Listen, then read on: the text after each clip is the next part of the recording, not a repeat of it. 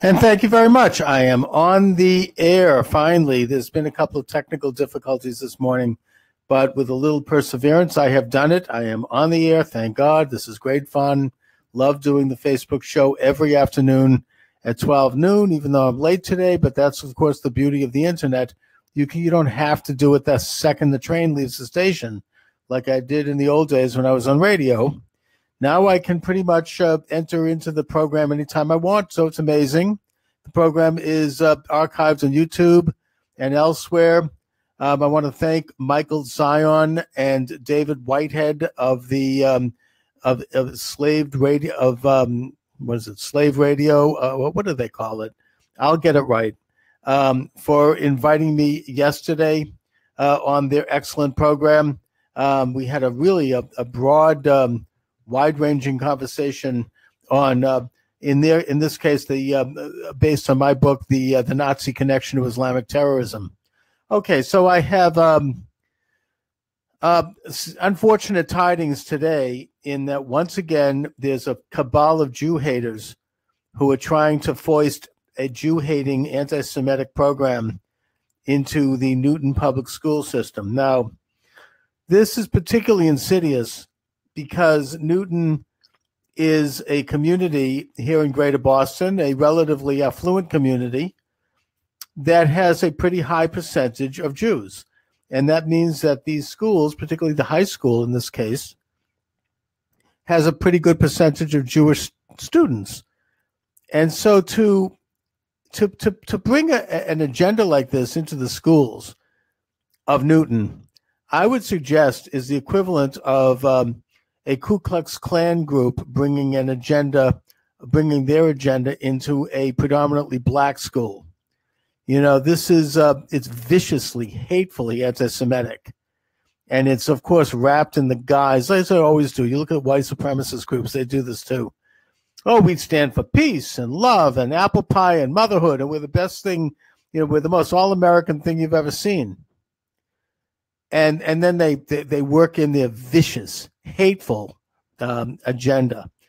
And it's pretty shocking to me as a Bostoner, lifelong resident of this area, not just to see this in my own greater area here, because I always felt that Boston was fairly enlightened in these ways, but particularly to see it happening in Newton and to see it happening over and over again.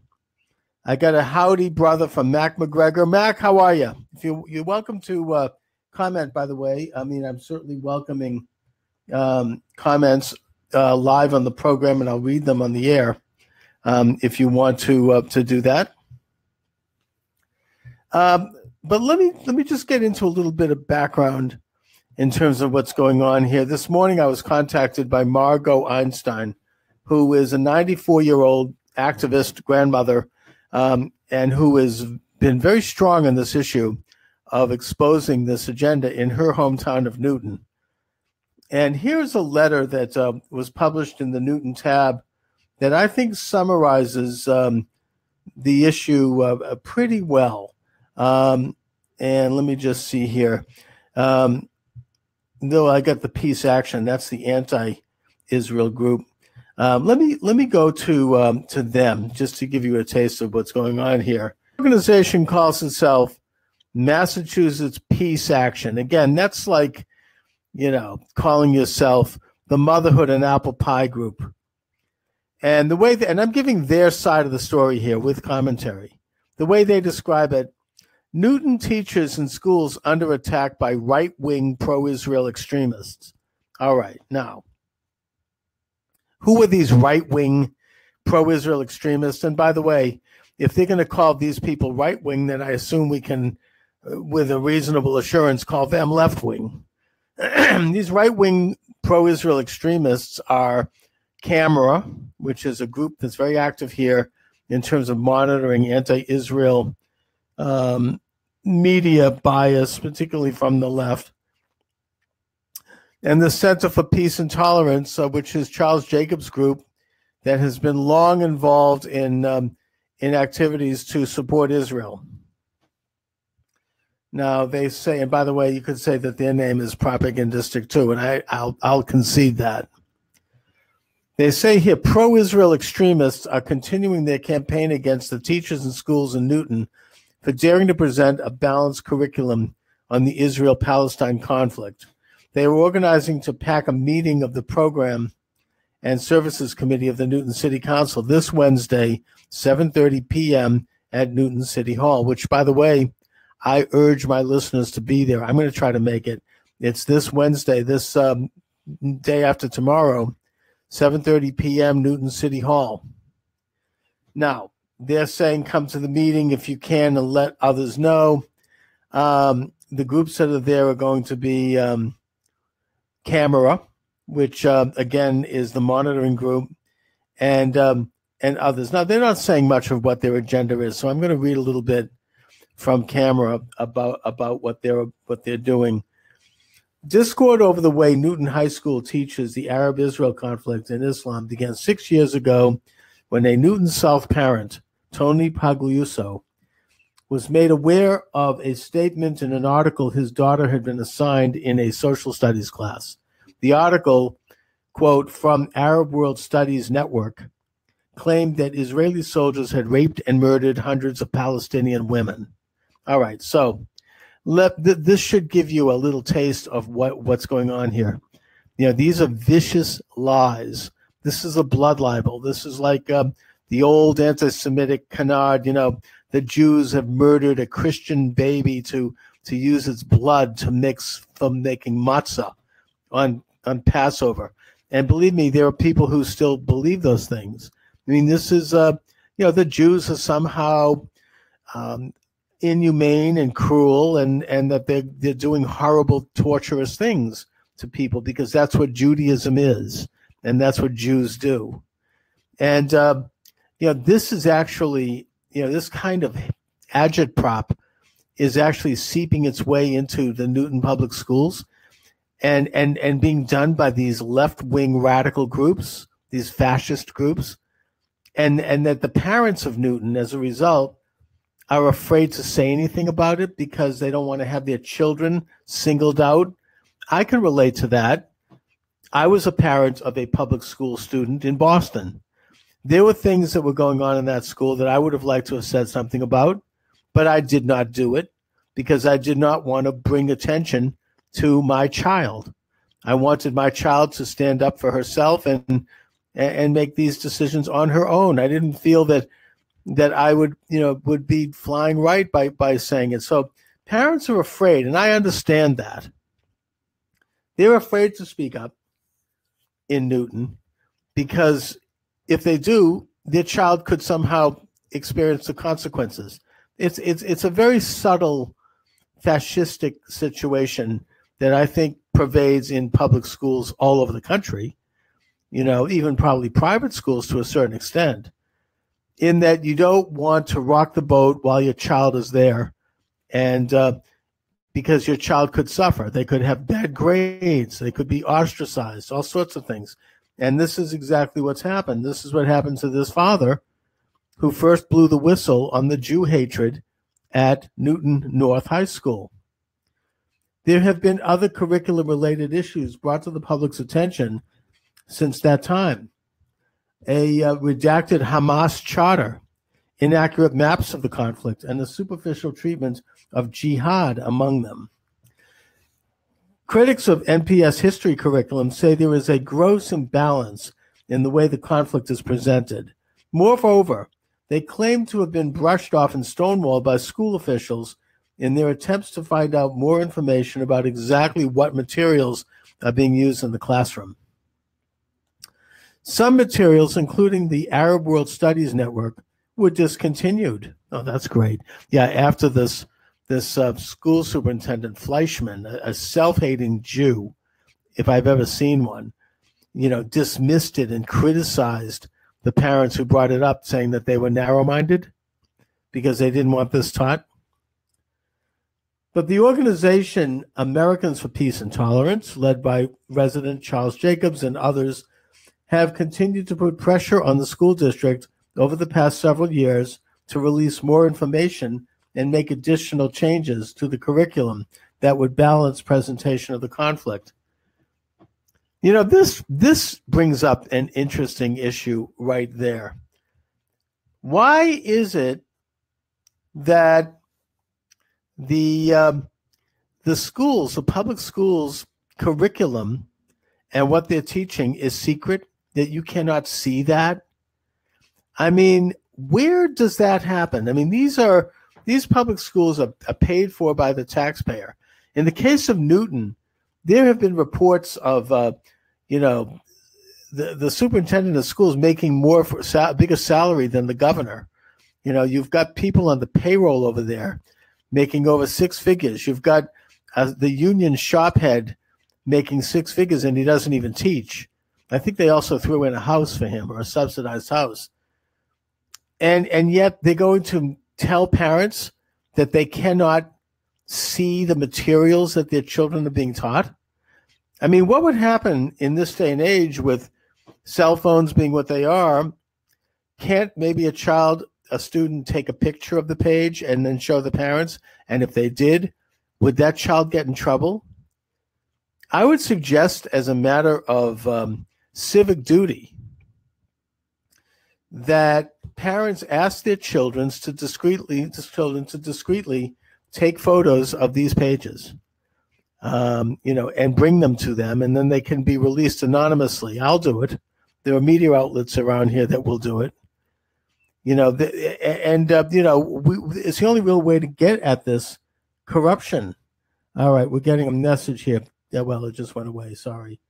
Heath Batag, because Rockefeller said way to achieve a perfect society is through its workforce. Way to achieve a perfect workforce is to create them at a young age. Yes, he did. And that also comes right from the Communist Manifesto, where Marx said one of the planks was that the education and the move toward world socialism would have to begin with the children.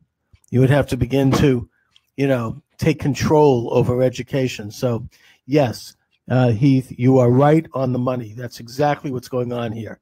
And that's exactly why these schools, which are paid for by the sweat of the labor of the people of the city of Newton and every other city in America, why they are secretive about how they're teaching and what they're teaching. I say let's blast open the door and find out what they're teaching. I don't mean that literally. I mean, let's do it by, having students discreetly take pictures of these pages and put them online, bring them to the parents. I mean, do it anonymously. If enough people do it, they can't, go after everyone. They'll try to harass and maybe even fine and possibly even imprison some students who might try to do this. But it is your civic duty as a citizen of this country who believes in freedom and who believes in free speech to expose this agenda every chance you get. Bring your cell phone in. When you have an opportunity, when no one's looking, take a picture of the page. Text it out to your parents. Text it out to me. Text it out to the media. Let's expose exactly what's going on in this school. If you see something like this, something that you think is morally objectionable, something that you think has an agenda that intends to defame and smear any particular group of people, you take it. You take note of it. I mean, I assure you, if someone in the public schools did this to black people, rightfully, it would become a national story. That happened in my daughter's high school. I'm not going to mention where this happened. It was in Boston, where there was this minor incident that was blown up into a national story because it involves a black student who was insulted, which is, of course, wrong, and they shouldn't, it is a story. But, I mean, I think that, it was overinflated. It was the kind of thing that could have been handled locally. Well, I think that this story of the Jew hatred in Newton could also be just handled locally. But ultimately, if it's not handled locally, it should become national, possibly international. And I think that's exactly where this is headed, because there is going to be a rally. As I said earlier, Margot Einstein called me this morning, a 94-year-old grandmother, an activist in Newton, to tell me that they're planning a rally and that they're going to have prominent speakers there, including Jeff Kuhner from WRKO, and that it'll be taped, it'll be videoed, and there's going to be, national, possibly international spotlight being brought into Newton to illustrate this terrible, this issue, this virtual crime, which is this defamatory, hateful attack on the state of Israel. And by the way, if the Newton Public Schools wants to do some curricula, some programming on the Israeli-Arab conflict, I say fine to that. Let them do a balanced, truly balanced program where the students can study the history of the conflict in a proper, responsible way that would involve the Palestinian argument. But that's not what's going on here. This is just hate. I mean, that the Israelis raped and murdered hundreds of Palestinian women, that's not a constructive way to engage in this kind of conversation. That is hate. I would say the same thing is true if we want to have, and I've urged this, I've tried to engage in this, a national conversation about race. Let's talk about race. Let's bring people in from divergent views and have a discussion about, the condition of people of color in this country and how they've arrived at their condition. Let's take a look at, I would argue, what the left has done to people of color in this country, particularly Black African Americans, how they've damaged the Black family, damaged the Black church, damaged Black education, damaged, Black prosperity and economic growth. And so thus, yes, we should have that conversation, but let's have it be balanced. Let's not bring in the Ku Klux Klan, or let's not bring in Black supremacists or white supremacists. We don't want to bring in the Nation of Islam either. We can have a conversation without these kind of radical left-wing groups who are in there to throw bombs and who are siding with groups that want to destroy Israel. And to groups that want to destroy Israel, they are not going to have a constructive conversation. They are not welcome to the table of a conversation, any more than a Jewish group that wanted to kill and wipe out Arabs would not be welcome either. Like, for example, the group Kach, which was a radical group headed by Rabbi Meir Kahane back in the 1980s and early 90s before he was assassinated. They were a radical group that was kicked out of the Knesset and that was banned from Jewish life because they were advocating for things that were extreme. I mean, they wanted to expel, Palestinian Arabs from Israel en masse. That there's no place for that kind of a conversation either.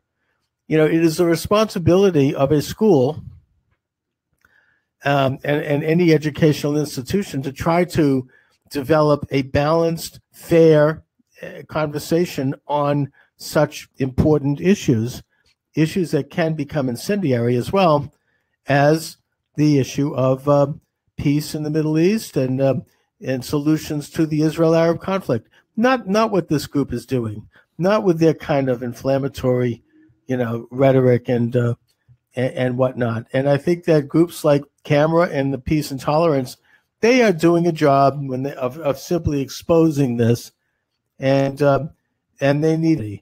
Okay, let me take a look here further on the Camera article.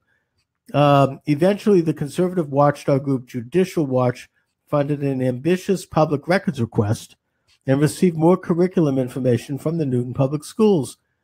That information was made available to the Committee for Accuracy in Middle East Reporting in America, CAMERA, a media monitoring group founded in 1982 that opened a Boston branch 30 years ago, based in Newton, by the way. The result is a monograph published earlier this year, Indoctrinating Our Youth, How the U.S. Public School Curriculum Skews the Arab-Israel Conflict and Islam. The publication expands upon the previous work done by APT and analyzes the curriculum controversy in a detailed narrative. Now, again, it's amazing to me that you would have to have Judicial Watch, a national conservative group of lawyers, come in and use the Freedom of Information Act and use threats of lawsuits to get Newton Public Schools to give them the information that they're using. to teach students, to hell with that.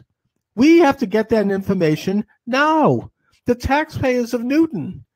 I don't happen to live in Newton, so I don't have a direct skin in the game, but I would suggest to the taxpayers of Newton, the people of Newton whose children are in the schools, you have to demand now that all information, all curricula, all doctrines, all literature, all papers, all pamphlets, everything be made available for view by parents. I mean, isn't that a basic? I don't understand where this could happen. What is this, Fort Knox? I mean, it's like, this is like the FBI, getting, documents released that are classified. What is it? National security? I mean, what the hell is going on? Not just in Newton, but in our schools. We have to demand that door be opened. There should be a group of parents, maybe, a committee, maybe of 3 or 4 parents who go into that school regularly and sit down and examine all of the literature being taught, period. We should contact the school board and demand that they do it. We should run for school board under that agenda. If I lived in Newton, I'd probably run for the school board and say, look, I'm running on the platform that the school is going to be opened up. And we're going to have the people who are paying for this education, the people whose sons and daughters are in these schools, we're going to have those schools open up their curriculum so that we can know what is in it. And then we can make decisions about which curricula should go forward. This talk about arrogance and elitism. This is everything. This is what conservatives and good fair-minded liberals have been talking about. I mean, this is like the deep state at a local level. It's insane. We can't let this happen. All right.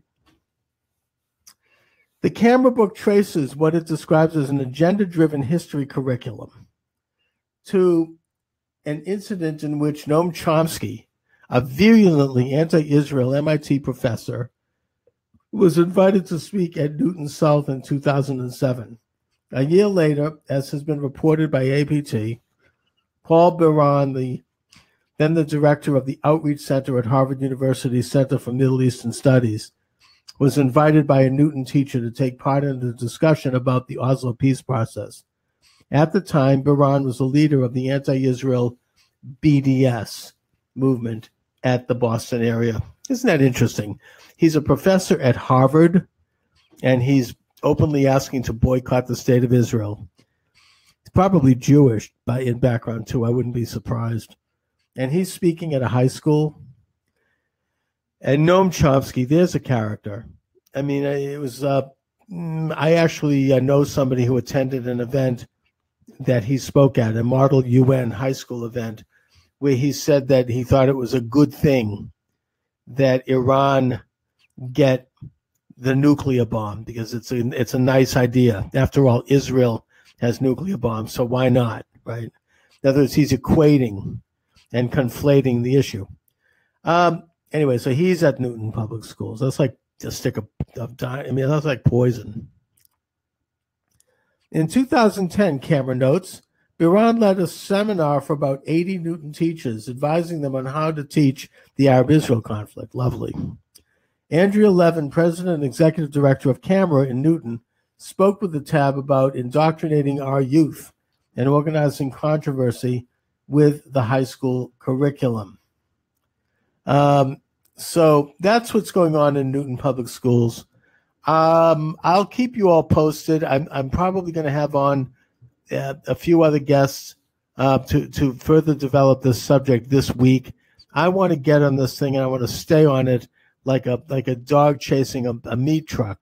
To me, this touches upon so many issues that are relevant to our society, not just the Jew hatred right in the heart of a Jewish community, which again I equate with putting a Klan, agenda in the heart of a black community, but also as a sidebar or maybe as a central bar, the fact that the school system is so secretive about its agenda that you have to have an outside legal organization come in from Washington to sue or to threaten to sue and to get Freedom of Information documents filed just to get the curriculum or pieces of it. And who knows if that even came out. That's an issue. There are two issues going on here. So I want to thank you for joining me this afternoon. I should have more details tomorrow. I will be going on the air on time tomorrow at noon sharp, Eastern Standard Time, right here at Facebook. This program will be archived on YouTube. If you want to look at my YouTube, the Morse Force page, and join my page, I'd appreciate it. And on all of the other sites that I archive the program as well, including iTunes, Stitcher, Google Play, and TuneIn. And thank you. I did say Stitcher. Thank you. All right. So again, thank you for watching. My columns are published by Newsmax.com. My books available at Amazon. I did write a book that pertains to the subject called The War Against Judaism. So check it out and have a great day, everybody.